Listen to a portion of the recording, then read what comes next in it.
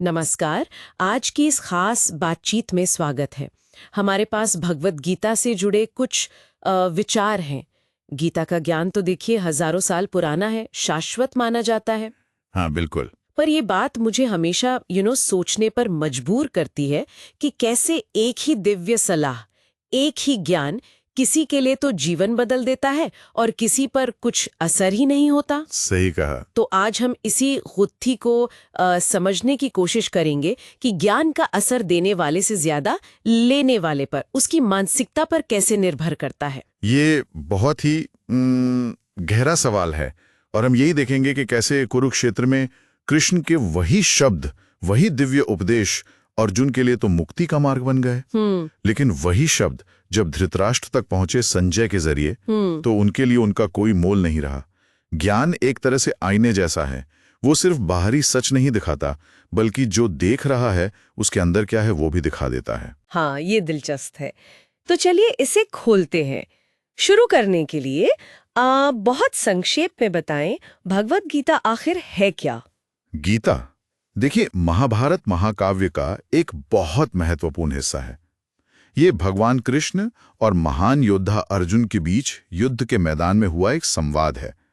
लगभग 700 श्लोक हैं इसमें। अच्छा। और इसमें जीवन, अपना कर्तव्य यानी धर्म, कर्म कैसे करें, भक्ति क्या है, इन सब पर एक बहुत बहुत गहरा मार्गदर्शन है। और आज की हमारी चर्चा के केंद्र में दो मुख्य पात्र हैं, अर्जुन और धृतराष्ट्र। इनके अनुभव इतने अलग कैसे रहे, जरा इस पर रोशनी डालें। अर्जुन पांडव राजकुमार थे। वो युद्ध भूमि में थे और अपने ही रिश्तेदारों गुरुओं के खिलाफ लड़ने की स्थिति में थे। तो वो एक नैतिक संकट, एक बड़ी उलझन में फंस गए थे। स्वाभाविक है। बिल्कुल। तो उन्होंने क्या किया? उन्होंने खुले मन से अपना एक तरह से संदेह और अहंकार छोड़कर कृष्ण की बातें सुनी, मार्गदर्शन मांगा, और नतीजा ये हुआ कि उनका मोह, उनका भ्रम नष्ट हो गया। उन्हें स्पष्टता मिली। अच्छा। जैसा वो खुद कहते भी हैं बाद में गीता के 18वें अध्याय में कि मेरा भ्रम नष्ट हो गया है, मैं आपके आदेशानुसार कार्य करूंगा। मतलब वो सीखने को तैयार थे, तो वो बदल पाए। और दूसरी तरफ धृतराष्ट्र, वो तो देख नहीं सकते थे। उन्हें तो ये सारा संवाद संजय सुना रहे थे, है ना? हाँ, बिल्कुल। धृतराष्ट्र, जो कौरवों के पिता थे, वो शारीरिक रूप से तो अंधे थे ही, लेकिन वो अपने बेटों के प्रति गहरे मोह में भी अंधे थे। एक ऐसी आसक्ति थी उनमें। हाँ, पुत्रमोह। पुत्रमोह, बिल्कुल। तो जब संजय ने उन्हें गीता का पूरा संवाद सुनाया तो उन्होंने उस ज्ञान को कृष्ण की कोई चालबाजी समझा। उन्हें लगा ये उनके बेटों के खिलाफ कोई साजिश है। ओह। युद्ध खत्म होने के बाद भी वो बस विलाप करते रहे और सारा दोष कृष्ण पर डालते रहे कि ये युद्ध उन्होंने करवाया। उनका जो पूर्वाग्रह था, जो मोह था और शायद लोभ भी, वो सच पर पर्दा डालता रहा।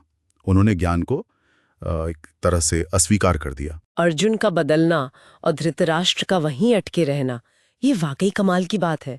मतलब एक ही ज्ञान, एक ही स्रोत, और परिणाम इतने अलग। क्यों? ऐसा क्यों हुआ? हाँ, यहीं पर हमें गहराई में जाना होगा।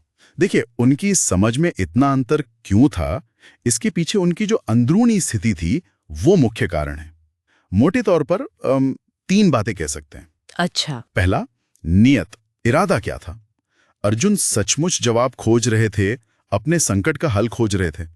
धृतराष्ट्र बस ये चाहते थे कि उनकी बात सही साबित हो, उनके बेटे जीतें, वो पुष्टि चाहते थे। दूसरा, खुलापन। अर्जुन ने अपना अहंकार, अपनी दुविधा एक तरफ रखकर विनम्रता से सीखने की इच्छा दिखाई। धृतराष्ट्र अपने अहंकार और मोह से चिपके रहे, उन्होंने सुनने के लिए मन खोला ही नहीं। बिल्कुल। और तीसरा, पूर्वाग्रह या पक्षपात कह लीजिए। अर्जुन ने अंततः कर्तव्य और धर्म को चुना, चाहे वो कितना भी कठिन लगे। धृतराष्ट्र ने अपने मोह को, अपने बेटों के लगाव को प्राथमिकता दी, सच के ऊपर। कुछ ऐसा हुआ कि ज्ञान एक बीज की तरह है, पर उसे उगने के लिए मन की उपजाऊ जमीन चाहिए। अगर जमीन बंजर है तो बीज कुछ नहीं कर सकता। आपने एकदम सही पकड़ा, बिल्कुल यही बात है। अर्जुन की विनम्रता, उनकी जानने की इच्छा ने उनके मन को उपजाऊ बनाया, ग्रहणशील बनाया। धृतराष्ट्र का अभिमान, उनका मोह, उनके मन की जमीन को बंजर बना गया। ज्ञान कोई ऐसी चीज नहीं है जिसे बस निष्क्रिय रूप से सुन लिया जाए। ये असल में सिखाने वाले और सीखने वाले के बीच मिलकर रचा जाता है। गीता में भी तो कहा है ना, श्लोक 6:5-6 का भाव, कि इंसान को अपने मन से ही अपना उत्थान करना चाहिए, क्योंकि मन ही दोस्त है और मन ही दुश्मन। तो आज के समय में जब चारों तरफ से इतनी जानकारी, इतना ज्ञान बरस रहा है, तब गीता की ये सीख हमारे लिए कैसे काम आ सकती है? हम एक बेहतर रिसीवर, एक बेहतर ग्रहण करने वाले कैसे बने? तो तैयार कर सकते हैं। पहला, खुलापन विकसित करें। जब कोई नई बात, कोई अलग नजरिया सामने आए तो तुरंत बचाव करने या उसे खारिज करने के बजाय उसे सुनने और समझने की कोशिश करें। सही। दूसरा, अपने पूर्वाग्रहों को स्वीकार करें। ईमानदारी से देखें कि कहीं हमारा डर, हमारी पसंद नापसंद, किसी चीज से हमारा लगाव सच को देखने से रोक तो नहीं रहा, जैसे धृतराष्ट्र का मोह। आत्मनिरीक्षण। बिल्कुल। और तीसरा, आराम नहीं, विकास खोजें। कभी कभी जो बातें हमें असहज करती हैं, जो हमें चुनौती देती हैं, वही हमें आगे बढ़ने में मदद करती हैं। अर्जुन की तरह स्पष्टता पाने के लिए उस असुविधा को स्वीकार करना सीखें। अंततः हमारी मानसिकता, हमारा नजरिया ही तय करता है कि कोई ज्ञान हमें मुक्त करेगा या और बांध देगा।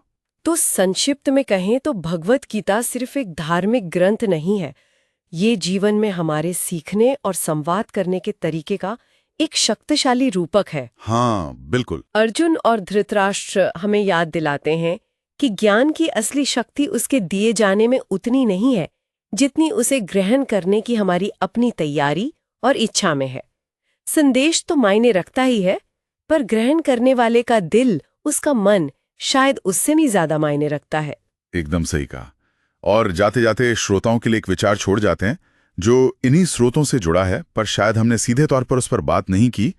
जब जिंदगी हमारे सामने चुनौतियां रखती है, जब कोई मुश्किल फैसला सामने आता है, तो क्या हम अर्जुन की तरह सच का सामना करने और खुद को बदलने के लिए तैयार होते हैं? या फिर हम धृतराष्ट्र की तरह अपने पुराने विचारों, अपने मोह और डर से ही चिपके रहते हैं? इस सवाल का जवाब ही शायद हमारी अपनी जीवन यात्रा को परिभाषित करेगा।